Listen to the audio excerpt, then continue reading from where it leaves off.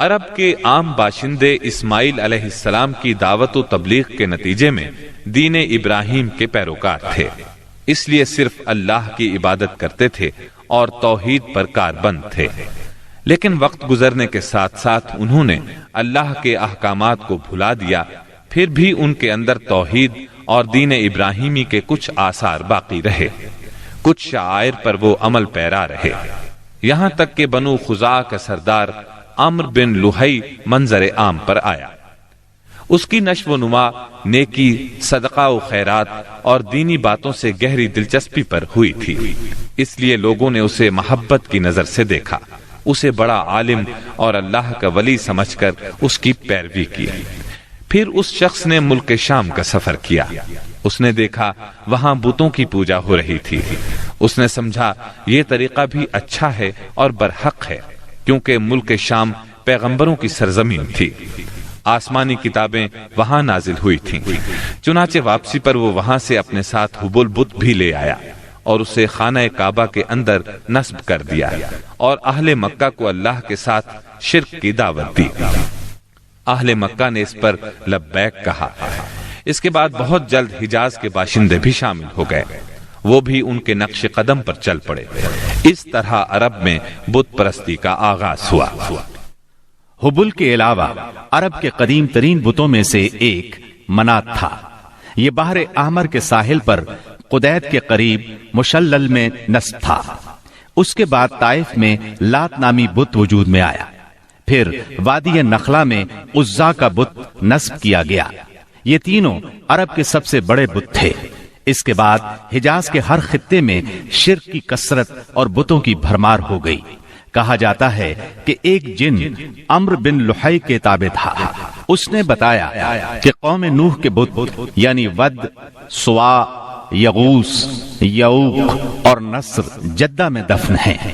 اس اطلاع پر عمرو بن لوہی جدہ گیا اور ان بتوں کو کھود نکالا، پھر ان کو تہامہ لایا، اور جب حج کا زمانہ آیا تو انہیں مختلف قبائل کے حوالے کیا۔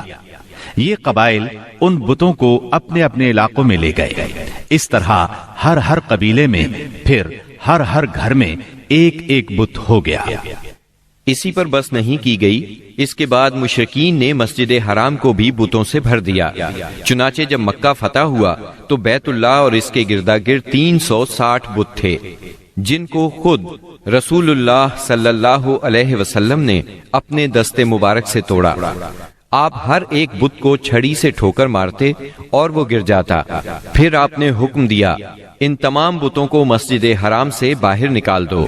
چنانچہ ان سارے بتوں کو مسجد حرام سے باہر نکال کر جلا دیا گیا۔ غرض شرک اور بت پرستی اہل جاہلیت کے دین کا سب سے بڑا مظہر بن چکی تھی، اور ان لوگوں کو یہ گھمنڈ بھی تھا کہ وہ سیدنا ابراہیم علیہ السلام کے دین پر ہیں۔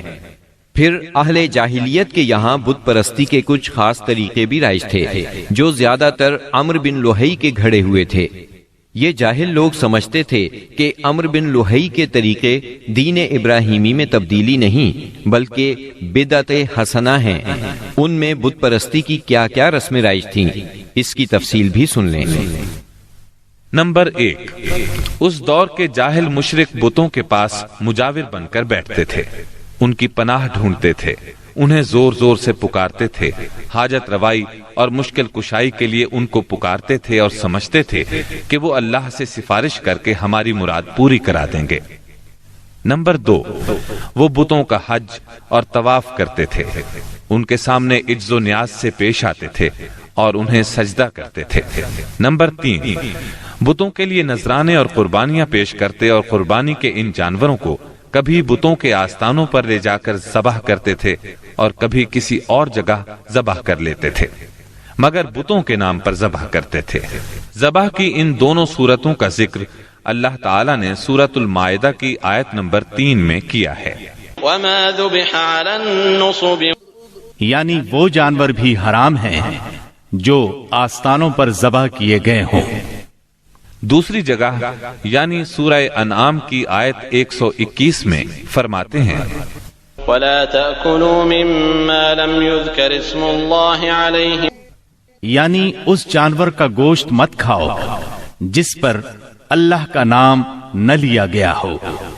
नंबर 4, बुतों का कुर्ब हासिल करने का एक तरीका यह भी था कि मुशरिकीन अपनी समझ के मुताबिक अपने खाने पीने की चीजों और अपनी खेती और चौपाए की पैदावार का एक हिस्सा बुतों के लिए खास करते थे। इस सिलसिले में उनका दिलचस्प रवाज ये था कि वो अल्लाह के लिए भी अपनी खेती और जानवरों की पैदावार का एक हिस्सा खास करते थे। फिर मुख्तलिफ असबाब की बिना पर अल्लाह का हिस्सा तो बुतों की तरफ मुंतकिल कर सकते थे, लेकिन बुतों का हिस्सा किसी भी हाल में अल्लाह की तरफ मुंतकिल नहीं कर सकते थे। इस बुरी आदत का तज़किरा भी अल्लाह ताला ने सूरह अनआम की आयत 136 में किया है। وَجَعَلُوا لِلَّهِ مِمَّا ذَرَأَ مِنَ الْحَرْثِ وَالْأَنْعَامِ نَصِيبًا فَقَالُوا هَذَا لِلَّهِ بِزَعْمِهِمْ وَهَذَا لِشُرَكَائِنَا فَمَا كَانَ لِشُرَكَائِهِمْ فَلَا يَصِلُ إِلَى اللَّهِ وَمَا كَانَ لِلَّهِ فَهُوَ يَصِلُ إِلَى شُرَكَائِهِمْ سَاءَ مَا يَحْكُمُونَ۔ अल्लाह ने जो खेती और चौपाए पैदा किए हैं उसका एक हिस्सा उन्होंने अल्लाह के लिए मुकर्रर किया और बज़ामे खुद कहते हैं कि ये अल्लाह के लिए है और ये हमारे शुरका के लिए है। तो जो उनके शुरका के लिए होता है वो तो अल्लाह के लिए नहीं पहुंचता, मगर जो अल्लाह के लिए होता है वो उनके शुरका तक पहुंच जाता है। कितना बुरा है वो फैसला जो ये लोग करते हैं। नंबर 5, बुतों का कुर्ब हासिल करने का एक तरीका यह भी था कि वो मुशरिकीन खेती और चौपायों में मुख्तलिफ किस्म की नजरें मानते थे।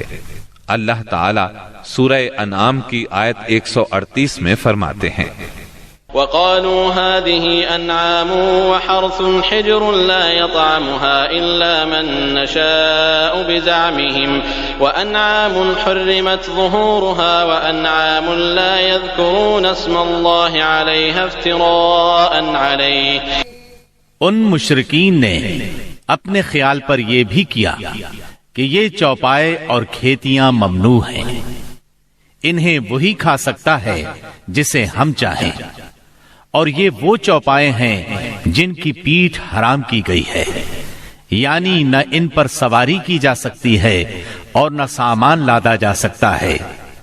और कुछ चौपाए ऐसे हैं जिन पर ये लोग अल्लाह पर इफ्तिरा करते हुए अल्लाह का नाम नहीं लेते। ये थे उनके अकायद। इन्हीं जानवरों में बहीरा, साइबा, वसीला और हाम थे। सीरत निगार इब्ने इसहाक कहते हैं, बहीरा साइबा की बच्ची को कहा जाता है और साइबा उस ऊंटनी को कहा जाता है जिससे पै दर पै 10-12 मादा बच्चे पैदा हों, दरमियान में कोई नर न हो। ऐसी ऊंटनी को आजाद छोड़ दिया जाता था, उस पर सवारी नहीं की जाती थी, उसके बाल भी नहीं काटे जाते थे और मेहमान के सिवा उसका दूध कोई नहीं पी सकता था।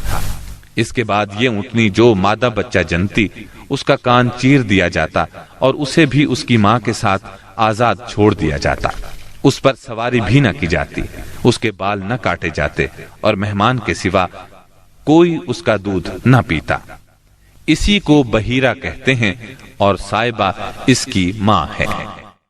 वसीला उस बकरी को कहा जाता था जो 5 मरतबा पै दर पै 2-2 मादा बच्चे जनती थी, यानी 5 बार में 10 मादा बच्चे पैदा होते, दरमियान में कोई नर न पैदा होता। इस बकरी को इसलिए वसीला कहा जाता था कि वो सारे मादा बच्चों को एक दूसरे से जोड़ देती थी। उसके बाद इस बकरी से जो बच्चे पैदा होते उन्हें सिर्फ मर्द खा सकते थे, औरतें नहीं खा सकती थीं। अलबत्ता अगर कोई बच्चा मुर्दा पैदा होता तो उसको मर्द औरत सभी खा सकते थे।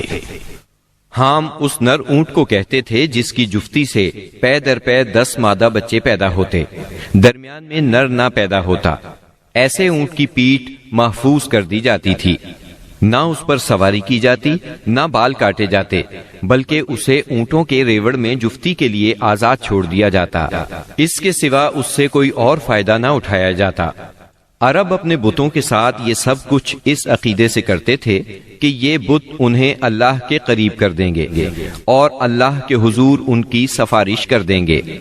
چنانچہ مشرکین جو کہتے تھے، قرآن کریم میں اللہ تعالیٰ نے سورہ زمر کی آیت نمبر 3 میں اس طرح تذکرہ کیا ہے، ما نعبدهم الا ليقربونا الى الله زلفى، ہم ان کی عبادت صرف اس لیے کر رہے ہیں کہ وہ ہمیں اللہ کے قریب کر دیں۔ اسی طرح قرآن کریم کی سورہ یونس آیت 18 میں یہ الفاظ آئے ہیں، وَيَعْبُدُونَ مِن دُونِ اللَّهِ مَا لَا يَضُرُّهُمْ وَلَا يَنفَعُهُمْ وَيَقُولُونَ هَؤُلَاءِ شُفَعَاؤُنَا عِندَ اللَّهِ۔ یہ مشرکین اللہ کے سوا ان کی عبادت کرتے ہیں جو انہیں نہ نفع پہنچا سکیں نہ نقصان، اور کہتے ہیں کہ یہ اللہ کے پاس ہمارے سفارشی ہیں۔ مشرکین عرب کاہنوں، عرافوں اور نجومیوں کی خبروں پر بھی ایمان رکھتے تھے۔ کاہن اسے کہتے ہیں جو آنے والے واقعات کی پیش گوئی کرے اور جو چھپے ہوئے رازوں کے جاننے کا دعویٰ کرے۔ نجومی اسے کہتے ہیں جو ستاروں پر غور کر کے ان کی رفتار اور اوقات کا حساب لگا کر پتہ لگاتا ہے کہ دنیا میں آئندہ کیا حالات و واقعات پیش آئیں گے۔ ان نجومیوں کی خبروں کو ماننا دراصل ستاروں پر ایمان لانا ہے۔ مشرکین میں بدشگونی کا بھی رواج تھا، اسے عربی میں طیارہ کہتے ہیں۔ اس کی صورت یہ تھی کہ مشرکین کسی چڑیا یا ہرن کے پاس جا کر اسے بھگاتے تھے۔ اگر وہ دائیں طرف بھاگتا تو اسے اچھا شگون خیال کرتے، کامیابی کی علامت خیال کرتے اور اپنا کام کر گزرتے۔ اگر وہ بائیں طرف بھاگتا تو اسے نحوست کی علامت سمجھ کر اپنے کام سے باز رہتے۔ اسی طرح اگر کوئی چڑیا یا جانور راستہ کاٹ دیتا تو اس کو منحوس خیال کرتے۔ اسی سے ملتی جلتی ایک حرکت یہ تھی کہ مشرکین خرگوش کے ٹخنے کی ہڈی لٹکاتے تھے اور بعض دنوں، بعض مہینوں، جانوروں، گھروں اور عورتوں کو منحوس سمجھتے تھے۔ آج کے دور میں بھی ایسی باتیں سننے میں آتی ہیں، کالی بلی راستہ کاٹ گئی، اللہ خیر کرے وغیرہ۔